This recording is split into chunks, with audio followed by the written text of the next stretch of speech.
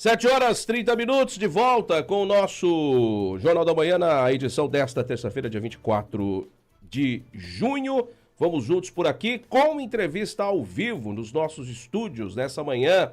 Vamos bater um papo com o fisioterapeuta, o coordenador do Programa de Controle de Tabagismo, o José Renato Maiolini, falando aí desse trabalho em Três Lagoas e desse programa que tem novos polos de atendimento, e ele vai explicar aí os detalhes de funcionamento desse programa, que é importante, viu, para as pessoas pararem de fumar. Tudo bem? Bom dia, seja bem-vindo. Tudo bem, bom dia. Eu queria agradecer o convite, né? Tá aqui para a gente falar um pouquinho sobre o programa que nós temos aí já há algum tempo de controle de tabagismo aqui em Três Lagoas. E, na verdade, nós estamos num momento um pouco diferenciado do programa de tabagismo aqui na cidade, onde nós estamos num processo de descentralização, né? Porque o programa até dezembro de 2024 ele era centralizado no Centro de Especialidade Médica, ali no CEM. E nós, em reunião com a gestão, nós decidimos ampliar e facilitar o atendimento, né, desse programa para expandindo, né, o acesso à população. Então, nós começamos um processo de descentralização para as unidades de saúde. Até de janeiro a abril, nós descentralizamos para 6 unidades, e já iniciando os grupos, né, de atendimento. E agora nós ampliamos para mais 2 grupos, incluindo Arapuá. Então, são 8 grupos no momento. Então, o programa, ele tá, assim, nós temos excelentes resultados, né? O pessoal está realmente aderindo, a população está se esforçando e nós temos resultados, assim, importantes para um começo, mas um resultado significante, e a gente acredita que vai ampliar muito esse resultado até o final do ano, na questão do cessar, né? No parar de fumar. Isso está sendo bem interessante, bem positivo. E isso faz toda a diferença, certo, William? Certo. Ô, José Renato, para quem está nos ouvindo, nossa audiência, antes de mais nada, muito obrigado pela tua participação aqui. Para quem está nos ouvindo, para começar a entender um pouco melhor e de repente não tá querendo parar de fumar, como que funciona o programa, como que a pessoa faz para poder participar? Certo. Então, é assim, primeiro a gente fala que a pessoa ela tem que contemplar a vontade de parar de fumar, ou seja, ela só vai ser introduzida num grupo de apoio, né, da unidade de saúde a partir do momento que ela tem realmente o interesse em parar de fumar. Porque o programa, um dos pré-requisitos é esse, né?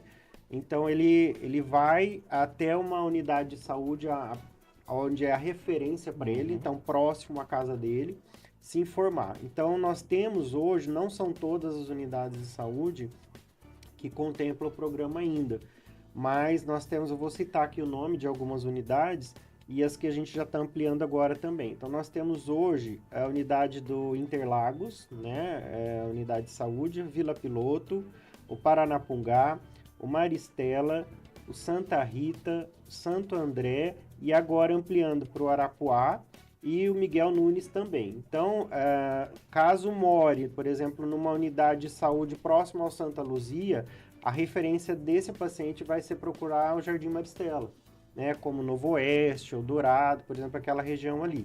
Então, eles vão ser direcionados para o Maristela. A partir daí é feita uma avaliação, um primeiro momento, e um cadastro desse paciente. Porque não é a todo momento que começa grupo. Então, nós começamos grupo aí a cada mais ou menos 3, 4 meses. Por quê? Nós precisamos, a cada 4 meses, nós fazemos um levantamento de quantos pacientes têm cadastro para iniciar o programa. Por quê? Nós alimentamos dados para o Estado fornecer medicamento. Então, nós temos aí medicamento que é o BUP, que o Estado manda, a goma, o adesivo. Então, em cima desse montante, dessa demanda de pacientes, a gente solicita. Então, por exemplo, nós estamos iniciando agora, nesse mês, na verdade começaram, começo de maio, desculpa, novos grupos. Então, onde todas essas unidades que eu citei começaram os grupos, então a gente tem medicamento para atender essa população até agosto. Aí, quando nós já fizemos uma estimativa para iniciar outros grupos em agosto, então vem um outro quantitativo de medicamento. Então, sempre funciona dessa forma. Então, quem tiver interessado, entre em contato com a sua unidade, vê qual é a referência, qual a unidade de referência para fazer o cadastro. Faz essa primeira avaliação e aguarda ser chamado. Mas a gente está conseguindo ampliar, o Estado ele tem dado, por enquanto, um suporte de medicamentos, né? E o mais interessante é que nós tivemos no ano passado, no segundo semestre, a capacitação de todas as unidades. Então, todos os profissionais, agentes comunitários de saúde, médicos, dentistas, enfermeiros, farmacêuticos, psicólogos, fisioterapeutas, eles foram capacitados dentro do programa do tabagismo para atender esses pacientes. Então, não é só o médico que vai atender, né? O médico vai fazer a prescrição do medicamento, assim como o farmacêutico também hoje pode fazer. Então, a gente tem uma dinâmica muito mais... É um programa que está mais dinâmico, na verdade, né? E que está atendendo muito mais facilmente a população. Então, é bem interessante. E esse programa, ele é feito um acompanhamento inicialmente de 4 semanas, onde o paciente ele vai para uma reunião de apoio. Então, tem ou um farmacêutico, ou a enfermeira, ou psicólogo. Quando ele é feita a primeira avaliação... a pessoa que avalia, o profissional que avalia, ele já julga a necessidade ou não de um acompanhamento individual, no caso de um atendimento psicológico. Então, se o paciente ele tem uma dependência química muito grande, associada a fator emocional, o que ele faz? Ele direciona também para um atendimento individualizado. Caso isso não necessite, ele vai ser introduzido num grupo, onde no primeiro momento são reuniões semanais, então uma vez na semana. Ele sai dessa reunião, pega o medicamento para a semana e vai, né, sendo feito esse acompanhamento durante o mês. Após esse primeiro momento, ele volta quinzenalmente e depois o acompanhamento é feito mensalmente durante o período de 1 ano. Tá? Então, a gente continua acompanhando esse paciente, porque às vezes ele tem uma recaída, volta a fumar um pouco, então às vezes precisa reintroduzir de novo no grupo, processo, aí volta, né? Para tratamento de novo. Então, assim, não é uma dependência química, né? Então não é fácil, mas a gente tem tido resultado expressivo. Para um começo de descentralização, né? E a gente está ainda assim um pouco mais tranquilo porque a gente ficou com um pouco de receio de não ter um suprimento de medicamento, um quantitativo que atendesse a população. Mas por enquanto a gente está conseguindo, isso está dando certo, né? E aí, quando a gente fala desses resultados, se a gente pegar nos últimos anos, o que a gente pode entender das pessoas que estão procurando o programa e estão permanecendo, né? Porque deve ter um número alto de pessoas que chegam, começam... permanecem um período e desaparecem. Vocês realizam busca ativa dessas pessoas que normalmente elas chegam, usam o medicamento por um período, mas abandonam por uma série de motivos. Vocês realizam essa busca ativa e também queria que você falasse a respeito desses números envolvendo aí os pacientes. Isso. Então, na verdade, assim, as unidades que são a referência hoje, elas fazem um trabalho de divulgação. E o agente comunitário de saúde, como já conhece a população adscrita dele ali, ele já faz essa busca ativa. Então, ele já orienta o paciente a buscar a unidade para fazer o credenciamento, se introduzir no grupo, enfim. E esse acompanhamento após, quando a pessoa iniciou o tratamento, que passou pelo período das 4 semanas, depois quinzenal, ele continua sendo visitado pelo agente comunitário de saúde. E aí ele continua verificando, tá participando, tá fazendo o uso do medicamento, acabou ou não, tá precisando ainda, parou realmente de fumar. E a gente tem um trabalho legal, assim, que a gente direciona para outras situações. Então, por exemplo, o paciente que está sendo acompanhado, para um acompanhamento com o dentista, para ver a saúde bucal, acompanhamento para nutricionista, para psicólogo. Então, uma equipe multidisciplinar acompanha esse paciente, né? É lógico que é um trabalho novo, é um trabalho que envolve vários profissionais, a gente está se adequando ainda, mas a gente está tendo frutos aí importantes, né? Nós tivemos aí uma estimativa, não tivemos muitos pacientes de janeiro para cá, porque é um início, né? Mas desse montante que a gente teve aproximadamente 70 pacientes aí, uma média de 60%, quase 70% desses pacientes pararam de fumar, né? E lógico que nós tivemos alguns que pararam o tratamento, não quiseram continuar, ou não se adaptaram com a medicação e quiseram interromper o tratamento. Isso acontece, né? Isso depende muito também do grau de dependência química do paciente. Então, o paciente que usa muito tabaco, não só o cigarro, narguilé, cigarro eletrônico hoje em dia, que é um problema, né? Principalmente entre os jovens aí de 18 a 24, 25 anos, que é uma faixa etária mais incidente. Mas a gente tem observado que a grande maioria está aderindo e realmente está se esforçando para parar de fumar, né? Mas a gente vê que é realmente muito importante. Esses números, a gente vê que seguindo nesse patamar que a gente está, até o final do ano nós temos muitas pessoas que conseguiram parar, né, de fumar.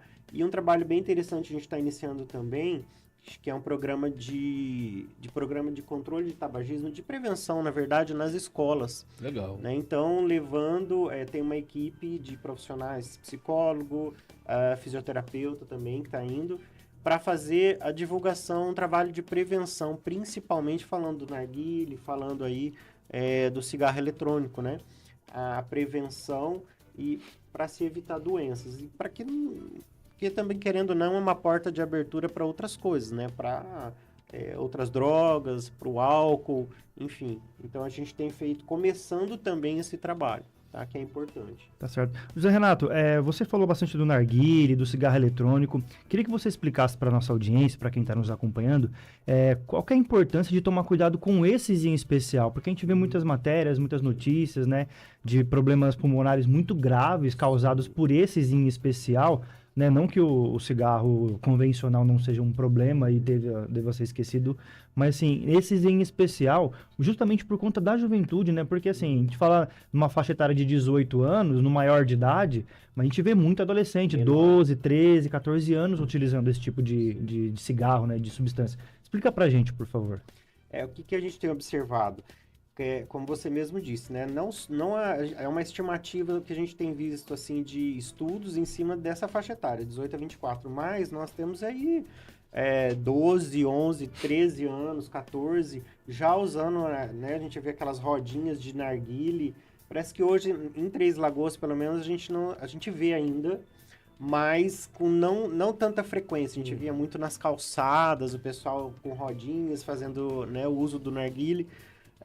Mas hoje a gente vê muito cigarro eletrônico. Então, o pessoal que vai em boate, vai nos bares, enfim, usa muito o cigarro eletrônico. E aí, muitos se enganam também, achando, eu uso cigarro eletrônico porque não tem nicotina. Mas a gente tem que entender que é o seguinte, na verdade, a comercialização do cigarro eletrônico ela é proibida no Brasil, justamente porque a fonte de onde vem esse produto, ele é de fora, é Paraguai, é China, enfim. E nunca você tem a certeza do que tem ali dentro, né? E a maioria deles, quando a gente questiona, os jovens, os adolescentes, questionam, mas não tem nicotina. Mas tem a nicotina, né? E tem outros produtos químicos ali que causam a dependência. E não só a dependência, mas também doenças. Então, por exemplo, o narguilé, o momento ali que a gente calcula de 60 a 80 minutos que fica aquela rodinha e o pessoal usando o narguilé equivale a mais ou menos 100 cigarros fumados. É muita coisa. Por pessoa. Por pessoa.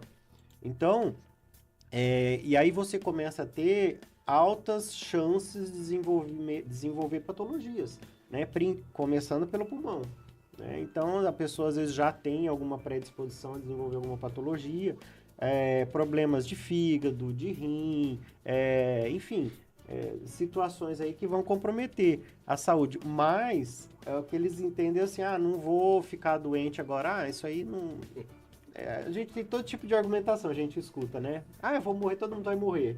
É esse tipo de situação. Mas tem outra questão também, tem o fumante passivo. Né? Então, o fumante passivo, muitas vezes, ele adoece mais do que o fumante.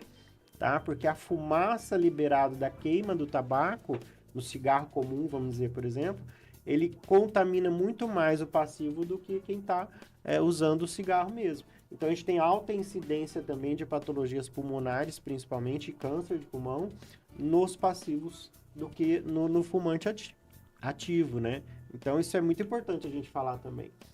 E por isso que a gente trabalha aí, nós tivemos até no final do ano uma visita da Vigilância do Estado, onde eles visitaram algumas tabacarias na cidade e foram apreendidas várias unidades aí de cigarro eletrônico, por exemplo, que não pode ser comercializado. É justamente por isso, a gente não sabe o que tem nesses produtos, né? E é um produto aí nocivo para a saúde. Assim como o cigarro também, mas infelizmente é uma droga lícita, né? Legal. Mas o que a gente observa a nível de Brasil, o Brasil é uma referência hoje no Programa Nacional de Controle do Tabagismo, onde os números eles têm caído realmente, tem tido um controle até na divulgação de prevenção, e isso é muito importante, né? Então, o nosso papel enquanto profissional de saúde é levar essa prevenção, essa promoção de saúde para diminuir os riscos à saúde. Para vocês terem noção, por exemplo, para R$1 que o governo investe hoje em prevenção, né, ele acaba gastando aí R$3 em tratamento. Né? Então, assim, é complicado, porque a gente tem muitos fumantes ainda. Nunca foi tão... A máxima nunca foi tão verdadeira. É melhor Sim, prevenir que remediar, né? Com certeza. Esse cigarro eletrônico é interessante o que você disse, porque a gente acompanhou essas fiscalizações entre Polícia Militar, Vigilância Sanitária, que fizeram todo um trabalho aqui em Três Lagoas, e um determinado estabelecimento, vou citar o nome, obviamente, foi alvo, foi apreendido, levaram embora, e depois de um tempo, eu passei nesse mesmo local, estava lá, sendo vendido de novo. Então, quer dizer, os caras vendem porque a procura é grande. Sim, então, com certeza. Precisa trabalhar a base, né? Infelizmente, para as nossas crianças e a conscientização, né? É isso aí. Eu falo que é muito... Nós vivemos um momento também bem complicado no trânsito, né? A gente vê hoje muito acidente com as bicicletas, com moto, enfim, carro também. Mas é educação no trânsito. Assim como a educação... A base é a escola. Então, primeiro, família teria que orientar. Segundo, a escola, levar informação. Nosso papel também, enquanto profissional de saúde, que é o que a gente está começando a fazer. Então, levar essa informação para prevenir, falar dos riscos à saúde, né? Então, a gente precisa fazer isso. É buscar informação e levar essa informação para eles. Isso está sendo feito. E, com certeza, nós vamos colher frutos aí positivos, né? É isso. Bom... queria que você, mais uma vez, reiterasse para as pessoas, né, que procurem as unidades de saúde referência do seu bairro. É um programa que não tem custo nenhum, tá? Você pode procurar tranquilamente, que eles vão estar orientando e encaminhando, né, para os dias corretos, para você iniciar o seu tratamento, para parar de fumar, para parar de gastar dinheiro, poderia, né, estar fazendo outra coisa com esse dinheiro. É isso aí. Eu vou só repetir aqui as unidades de saúde, tá? Então, podem procurar essas unidades aqui, são as unidades que têm o programa, tá? Então, quem mora perto dessas unidades pode procurar. Então, a unidade do Interlagos, Vila Piloto, Paranapungá, Jardim Maristela, Santa Rita, Santo André e Miguel Nunes, aqui na cidade. Então, aí a gente tem o Arapuá também, o distrito, que pode procurar a unidade de saúde lá também, que também hoje é uma referência e já está sendo iniciado os grupos lá, ok? É isso.